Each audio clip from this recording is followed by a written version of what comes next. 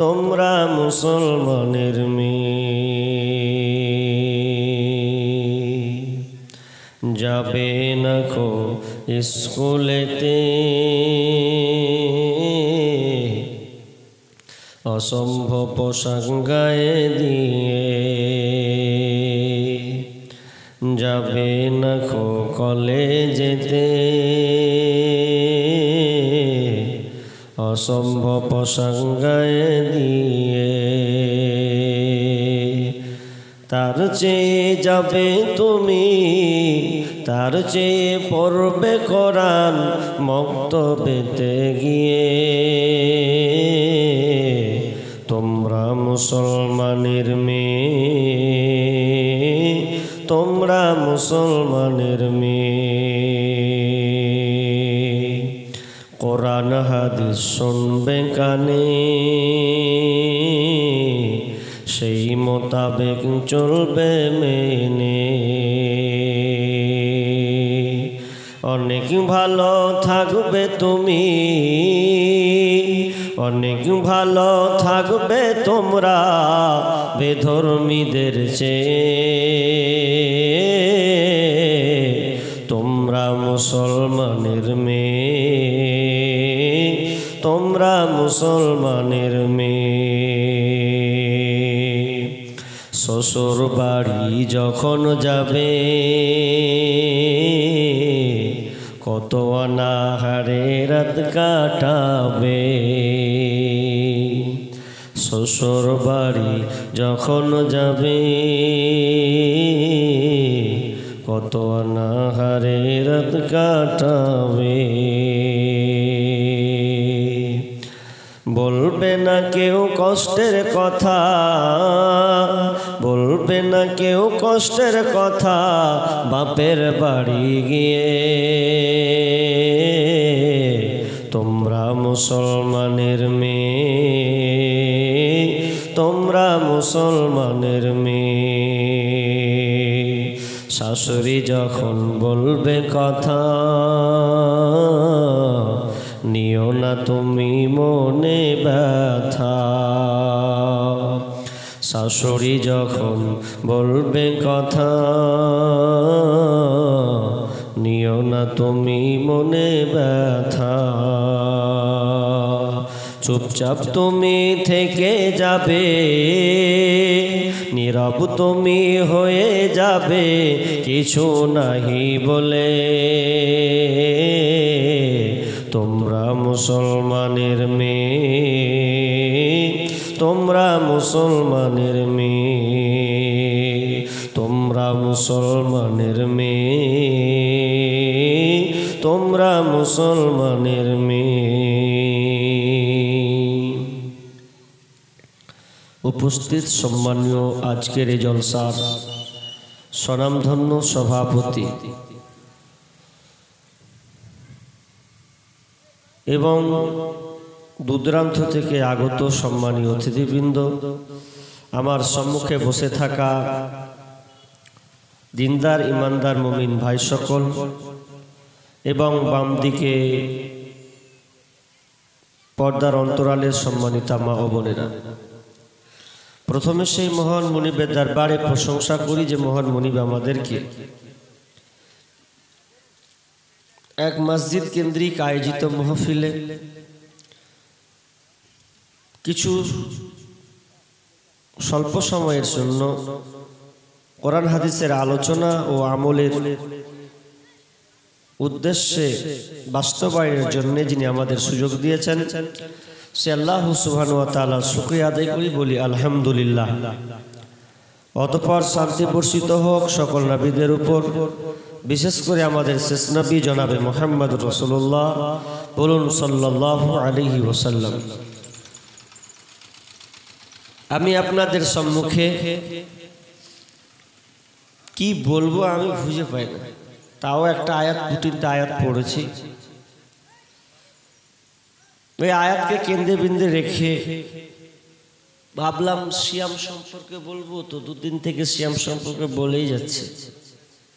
আর social media তো সব, আপনারা না হয় আমার শ্রোতা এতটা কম, কিন্তু সোশ্যাল মিডিয়াতে সকাল হতে গেলে কত লোক যে দেখবে 5,000 10,000 মানুষ দেখে, ফলো করে। তো সেই হিসাবে আপনাদের এখানে আমি সংক্ষিপ্ত আলোচনা রাখব। ইসলামে গরিবদের অবদান কতটা আছে, এক কথায় দারিদ্রতা দূরীকরণে ইসলামের অবদান খুবই ভাইটাল বিষয়, কিন্তু সামনে শ্রোতা কম, এজন্য জানি না আমি আপনাদেরকে কতটুকু বুঝাতে পারবো আর আপনারা আগ্রহিতা নিবেন কিনা।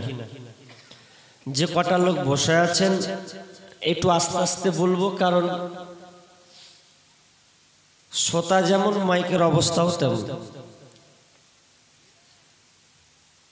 এ মাইক আমার দ্বারাই হবে না, 1 ঘন্টা বলে যদি খুব গভীরে বলতে যাই তো বাড়ি নিয়ে যেতে হবে গলা বসালিয়ে। আস্তে আস্তে বলবো ইনশাআল্লাহ, তবে ধৈর্য সহকারে বসেন যে কটা লোক আছেন। আর এখন মানুষ 11টা করে বক্তব্য শুনে না, আজকালকার জালসাগুলো এখন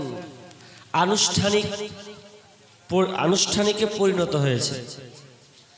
সত্য কথা বললে মানুষের গায়ে লাগবে, লাগলেও কিছু করার নাই। মানুষ কেন যে বুঝে না, কখন ফিরবে মানুষ। জালসা করতে গেলেও মেলা করতে হয়, তোমার বাপ দাদা শিখিয়েছিল আল্লাহ জানে। খুব দুঃখ লাগে, জালসার সময় কেন মেলা করলেন, কারা গেল আর কারা এলো একটু ভেবে দেখেছেন?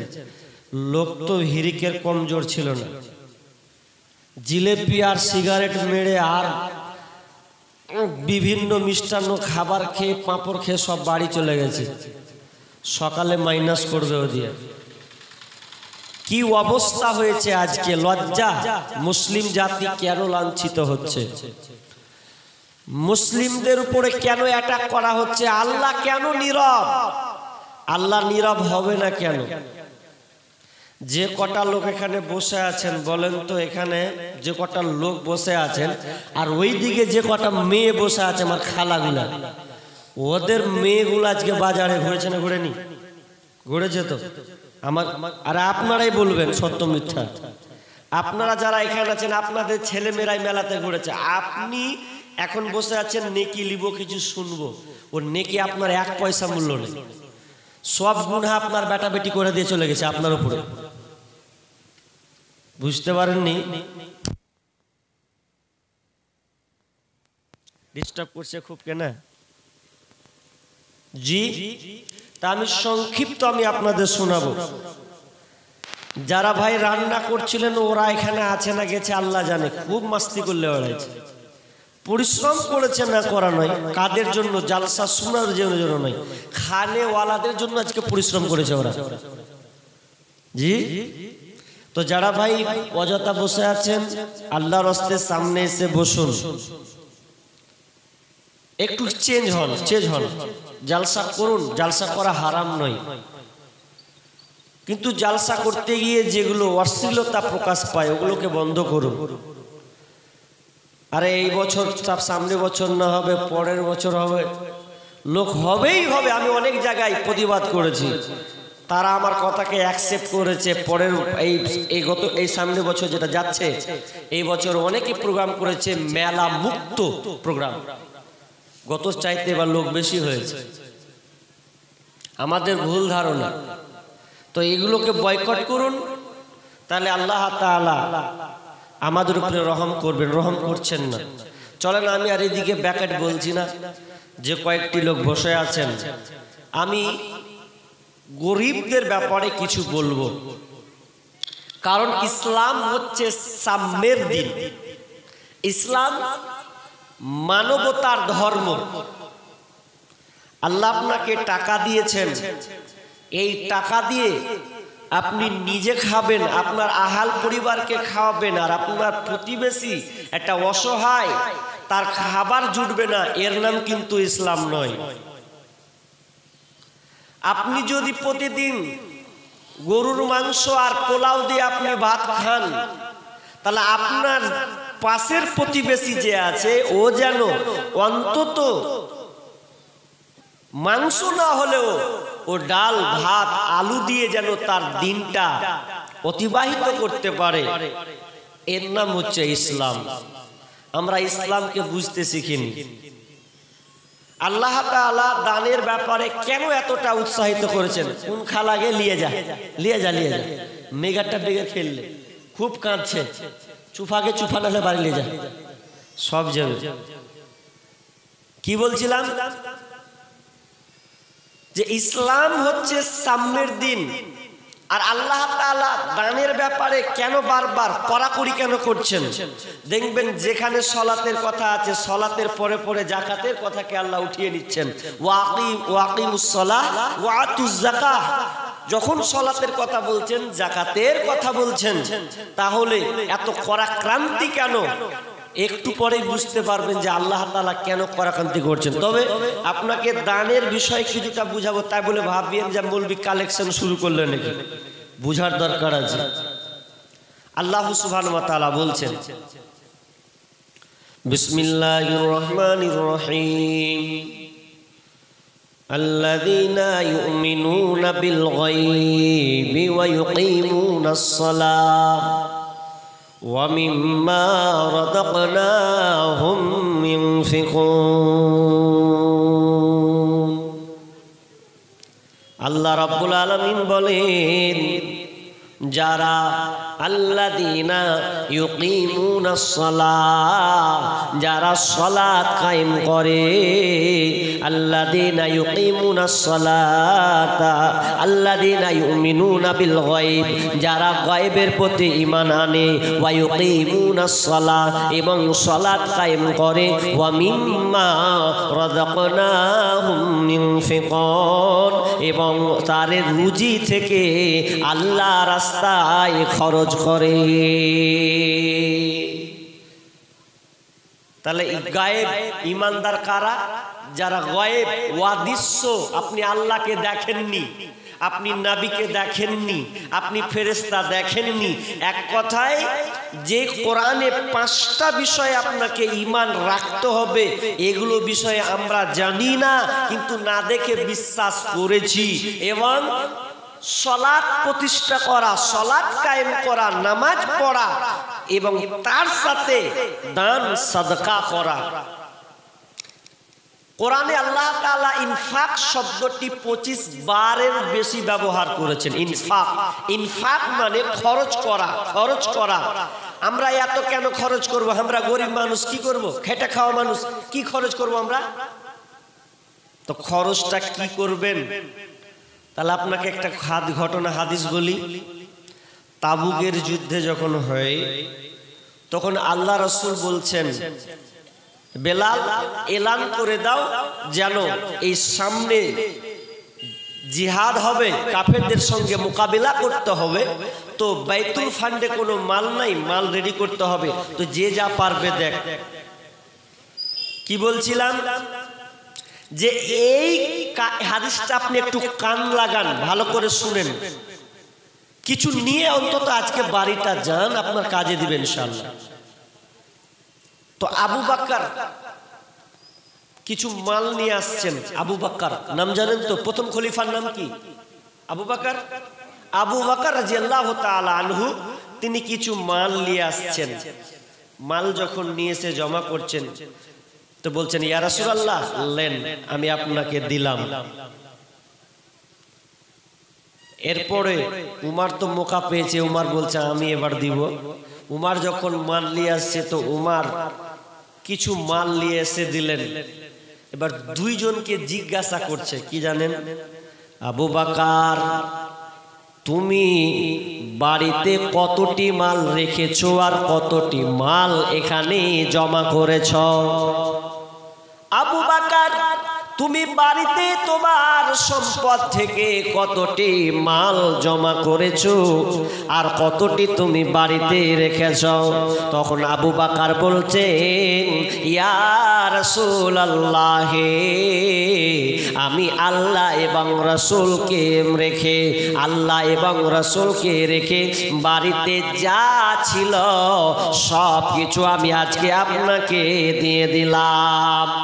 অথচ আবু বকর আকারের সামান্য একটা টুকরি চাঙ্গারিতে কিছু আপনার খাবার নিয়ে এসে বলছেন, ইয়া রাসূলুল্লাহ, বাড়িতে যা ছিল আল্লাহ এবং রাসূলকে বাকি রেখে সব আমি আপনার জন্য এখানে আপনি দান করে দিলাম।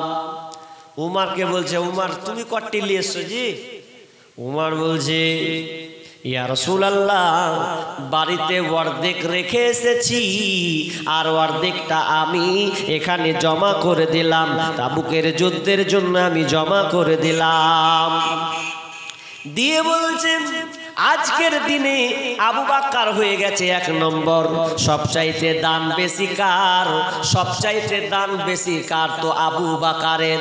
অথচ উমর তার মাল থেকে অর্ধেক মাল, অনেক মাল তিনি এনে জমা করেছেন, কিন্তু আবু বকর সামান্য কয়েকটা জিন টুকরা খাবার জমা করেছেন। এরপরে আল্লাহ রাসূল কোয়ান্টিটিকে না দিয়ে গিয়ে প্রশ্নটাকে ব্যাকেট করে ঘুরিয়ে দিলেন, আবু বকর রে, তুমি বাড়িতে কতটি রেখেছ আর কতটি নিয়ে এসেছ? যখন এই রকম কথা বলা, উমারের কিন্তু মন খারাপ, তাহলে আমি আবু বকরকে তো হারাতে পারলাম না। তার মানে বিশ্বনবী বললেন, আবু বকর রে, আজকের দিনে তুমি সবচাইতে দানের মধ্যে সেরা হয়েছ, কারণ তোমার বাড়িতে আল্লাহ এবং রাসূল ছাড়া ব্যতীত আর কিছু তোমার কাছে কোনো খাবার নাই, তাহলে তোমার দানটা হলে এক নম্বরে। মনে মনে বলছে যে আমরা গরিব কি দান করব? একটা পয়সাওয়ালা যদিও বাড়ি থেকে কোটি টাকার মধ্যে 1 লাখ দেয়, কিছুই নাই, আর আপনার 100 টাকা ইনকামে আপনি 50 টাকা ঠেলে দেন, কারটা বেশি হবে? আপনারটাই বেশি হয়ে যাবে। দান করতে হবে। দানের সিস্টেম কেন আল্লাহ জারি করলেন? এই দানের সিস্টেম কি শুধু আমাদের উম্মতের জন্য? জি না, পূর্বে যত নবী এসেছেন তাদের উপরেও সিস্টেম ছিল। তাদের যুগেও নামাজ, তাদের যুগেও রোজা, তাদের যুগেও দান সাদাকা ছিল, কিন্তু একটু প্যাটার্নটা ভিন্ন থাকতে পারে, সেটা ভিন্ন ছিল। তাহলে আমরা দান করব। হাজি, কেন দানের কথা এতটা বলছেন? আচ্ছা, গরিবদের জন্য ভাবছেন, তাহলে গরিবের জন্য কি অবদান আছে এখানে? আল্লাহ বলছেন যে আমি গরিবকে বানিয়েছি, আর যে পয়সাওয়ালা ওকে আমি পরীক্ষা করছি, গরিবকেও পরীক্ষা করছি, কিন্তু পয়সাওয়ালার কাছ থেকে টাকা রিটার্ন আসবে কার কাছে? তো গরিবের কাছে। কেমন করে আসবে? গরিবরার অবদান আপনি আশ্চর্য হয়ে যাবেন। আপনি মনে করছেন যে গরিবরা খেতে পায় না, তো খেতে পাবে কি করে? বড় লোক যে টাকা দেয় না। জাকাতের ব্যাপারে যদি আলোচনা করা হয়, তো জাকাত এত গুরুত্বপূর্ণ একটা ইবাদত আমল যে আপনি প্রত্যেকটা মানুষ যদি জাকাত বের করে, যার জাকাত, যার উপরে জাকাত ফরজ হয়েছে, কোন সমাজে গরিব থাকবে না। থাকবে?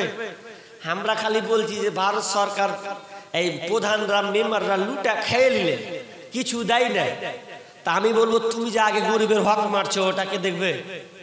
নেতার বিরুদ্ধে আঙুল তুলবে পরে, আগে তুমি আগে নিজে সংশোধন হও। তুমি যে গরিবের হক মারছো, এটার কে বিচার করবে? কে বিচার করবে? বলছে, মৌলভী সাহেব কেমন কথা বলেন, আমি আবার গরিবের হক মারতে যাব কেন? চলেন আপনাকে বলছি, একটা একটা করে বলবো।